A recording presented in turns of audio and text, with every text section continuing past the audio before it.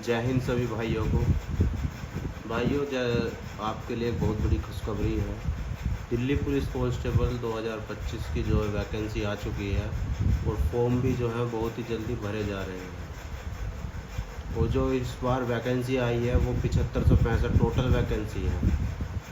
और फॉर्म को फिल करने से पहले सबसे पहले ज़रूरत है आपको नोटिफिकेशन को एक बार ठीक से पढ़ना, क्योंकि अगर आपने कोई छोटी सी भी गलती की तो आप फॉर्म भरने से वंचित रह जाओगे या आपका जो है एडमिट कार्ड नहीं आने का। तो इसीलिए आपको बहुत ही सतर्कता से अपना नोटिफिकेशन पढ़ना है, उसके बाद फॉर्म को भरना। और गाइस, अभी अगर आप नए हो मेरे चैनल पे तो मेरे चैनल को सब्सक्राइब करें और मुझे आप सपोर्ट करें, और वीडियो को लाइक करके मुझे आप सपोर्ट करें। तो सबसे पहले जो इम्पोर्टेंट चीज़ है, जो दिल्ली पुलिस कांस्टेबल जो एसएससी करा रही है, इसकी जो दोस्तों सबसे पहले तो महत्वपूर्ण सूचना यही है कि 22 सितंबर से ये फॉर्म आप भर सकते हैं। और इसकी जो लास्ट डेट है वो 21 अक्टूबर, और लास्ट फीस जो है वो भी आप 22 अक्टूबर तक ही भर सकते हैं। करेक्शन डेट जो इसकी आने वाली है, अगर आपकी गलती से कोई गलती हो जाती है तो वो 29 से 31 अक्टूबर के आएगी। और एग्ज़ाम डेट जो होने वाली है वो दिसंबर से जनवरी के में होने वाली है। एक बहुत महत्वपूर्ण जानकारी मैं आपको देना चाहता हूँ दोस्तों, ये जो वैकेंसी है ये बहुत ही जल्दी कंप्लीट होती है। जैसे कि आप देख रहे हैं सितंबर में इसके फॉर्म आ रहे हैं और अक्टूबर तक ये भरे जाएंगे, और दिसंबर और जनवरी में इसका एग्ज़ाम कंडक्ट किया जाएगा। और उसके तुरंत बाद ही 1 महीने के अंदर ही आपका फ़िज़िकल के लिए जो क्वालिफाई करेंगे स्टूडेंट उनकी लिस्ट आ जाएगी। आपको बहुत कम समय मिलने वाला और फिज़िकल भी इसका बहुत हार्ड है। इसलिए अगर आप दिल्ली पुलिस कांस्टेबल की तैयारी कर रहे हैं तो आपको फ़िज़िकल भी साथ के साथ तैयार करना पड़ेगा, क्योंकि उस समय जब ये फ़िज़िकल होगा वो सर्दियों का मौसम होगा, आप इतनी आसानी से नहीं कर पाओगे। इसलिए आपको अपने थोड़ी थोड़ी तैयारी अभी से शुरू करनी है, ठीक है। उसके साथ ही मैं आपको आगे बताना चाह रहा हूँ, जो फ़ीस है फॉर्म भरने की वो जनरल, ओबीसी और ईडब्ल्यूएस की 100 रुपये है, और एससी, एसटी और पीडब्ल्यूडी कैंडिडेट की कोई फ़ीस नहीं है, ठीक है। इसके बाद जो एज है वो मिनिमम एज 18 है और मैक्सिमम 25 है, और कैटेगरी के हिसाब से आपको इसमें रिजर्वेशन दिया जाएगा। और टोटल पोस्ट की संख्या जैसे कि आप यहाँ देख सकते हैं, ये 7565 टोटल पोस्ट हैं। और दोस्तों, अगर आपको इसकी एलिजिबिलिटी के बारे में बताना चाहूँ कि कौन इस फॉर्म को भर सकता है, एटलीस्ट आप इंटरमीडिएट होने चाहिए, 10+2 एग्ज़ामिनेशन आप क्लियर किए होने चाहिए, और आपके पास LMV यानी कि light motor vehicle driving licence होना कंपलसरी है। दोस्तों, ड्राइविंग लाइसेंस इसमें मांगते ही हैं, और आपके पास अगर ड्राइविंग लाइसेंस नहीं है तो आपको तुरंत अप्लाई कर देना चाहिए, क्योंकि अभी तो आपका वो चल जाएगा, लेकिन जब आपकी डॉक्यूमेंट वेरिफिकेशन होगी उस टाइम तो आपको कंपलसरी ही चाहिए, ठीक है दोस्तों। ये है वो ऑफिशियल नोटिफिकेशन जो एसएससी ने जारी किया है। आप इसमें जो इम्पोर्टेंट पॉइंट्स हैं वो मैं आपको बताने जा रहा हूँ, जो कि अभी मैं ये तो आपको बता ही चुका हूँ कि ये फॉर्म कब से कब तक भरना है, मिनिमम एज कितनी है, फ़ीस कितनी है। इसके अलावा भी इसमें बहुत सारी महत्वपूर्ण जानकारी हैं जो मैं आपको बताना चाह रहा हूँ। ये आप यहाँ देख सकते हैं पोस्ट के हिसाब से जो एग्जीक्यूटिव मेल कांस्टेबल की वैकेंसी कितनी है, टोटल 4400 हैं। कैटेगरी वाइज भी आपको यहाँ दे रखी हैं, ठीक है। एक्स सर्विसमैन की कितनी है, एक्स सर्विसमैन कमांडो और कांस्टेबल फीमेल की यहाँ पर 2496 वैकेंसी आपको देखने को मिलेंगी।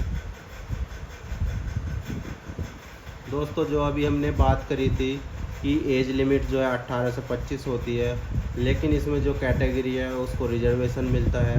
सबसे पहले जो एससी और एसटी कैटेगरी है उनको 5 साल का रिजर्वेशन दिया गया है। उसके बाद जो ओबीसी हैं उनको 3 साल का है। जो स्पोर्ट्स पर्सन है उनको 5 साल का है, और जो स्पोर्ट्स पर्सन डिस्टिंक्शन है, किसी ने नेशनल लेवल खेला है कंट्री इंटरनेशनल लेवल पर रिप्रेजेंट किया है, उनको 10 साल का इसमें एज रिलैक्सेशन दिया गया है। दोस्तों जिसके बारे में मैंने अभी से आपसे अभी बात करी थी कि फ़िज़िकल जो टेस्ट होता है, फ़िज़िकल एंडोरेंस और मेजरमेंट टेस्ट होता है, वो उसके बारे में मैंने बताया था कि काफ़ी हार्ड होता है। आपको उसकी तैयारी अभी से करनी चाहिए, ठीक है। क्योंकि जैसे कि आप देख सकते हैं जो फ़िज़िकल टेस्ट है वो मेल कैंडिडेट के लिए 6 मिनट में 1600 मीटर तो रेस करनी होती है, और 14 फीट लॉन्ग जंप है, और 3.25 फीट 3 फुट 9 इंच जो है हाई जंप है, जो कि 30 साल से कम तक के कैंडिडेट है। उसके अलावा जो 30 से 40 के हैं उनके लिए 7 मिनट में 1600 मीटर, और लॉन्ग जंप 13 फीट है, और हाई जंप 3.5 फीट है, और 40 प्लस अबव ये उनके लिए है जो एक्स सर्विस मैन होते हैं, उनके लिए 8 मिनट में 1600 मीटर। दोस्तों ये फिजिकल इतना आसान है नहीं, आप जब करोगे आपको जब पता लगेगा। अगर आपने अभी तैयारी नहीं की ना, आपका पेपर में पास होना भी बेकार ही जाएगा, क्योंकि आप फिजिकल कर ही नहीं पाने को। जो मेल कैंडिडेट है उनकी लंबाई 170 सेंटीमीटर होनी चाहिए।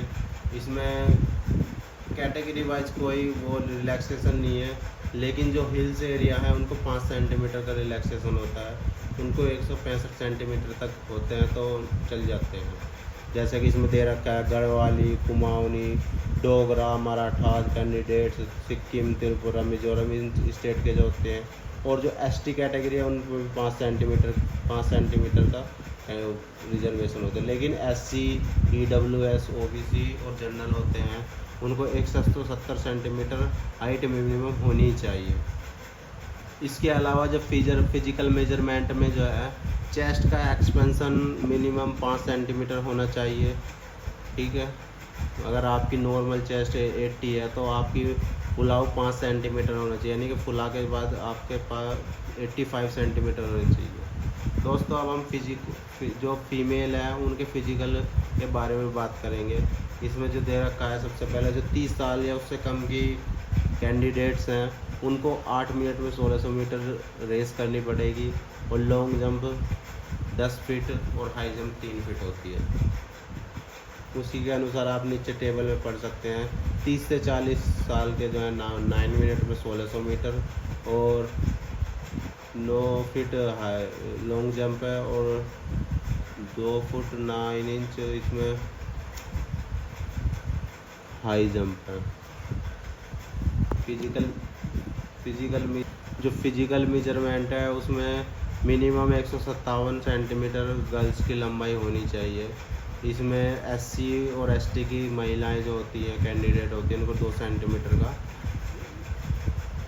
छूट मिलती है। दोस्तों फिजिकल से रिलेटेड हमने बता दिया है आपको। अब हम चलते हैं फॉर्म की तरफ। आपको जो फॉर्म है वो 2 प्रोसेस में भरा जाएगा। सबसे पहले आपको एक 1 टाइम रजिस्ट्रेशन फॉर्म यानी कि OTR फॉर्म भरना पड़ेगा, ठीक है। इसमें आपको सबसे पहले क्या करना पड़ेगा, आपके पास आधार नंबर होना चाहिए, और जो आधार नंबर पे उसको आप डाल लेंगे, उस पर जो डेट ऑफ बर्थ है, फादर्स नेम है, वो आपकी जो 10th की मैट्रिकुलेशन की जो मार्कशीट है उससे मैच होना चाहिए। उसके अलावा आपके पास अगर आधार कार्ड नहीं है तो आपके पास कम से कम एक वोटर ID हो, या पैन कार्ड हो, या ड्राइविंग लाइसेंस हो, या कोई अन्य गवर्नमेंट ID हो, वो चल सकती है। दोस्तों मैं आपको OTR के बारे में कंप्लीट एक वीडियो डाल दूंगा, आप उससे जानकारी ले सकते हैं। और उसके बाद में आपको जो मेन फॉर्म भरा जाएगा उसकी भी एक वीडियो बना दूंगा, ठीक है। तब तक के लिए जय हिंद सभी को, धन्यवाद। और चैनल को सब्सक्राइब करें, इससे मुझे मोटिवेशन मिलेगा। चैनल को सब्सक्राइब कर दें।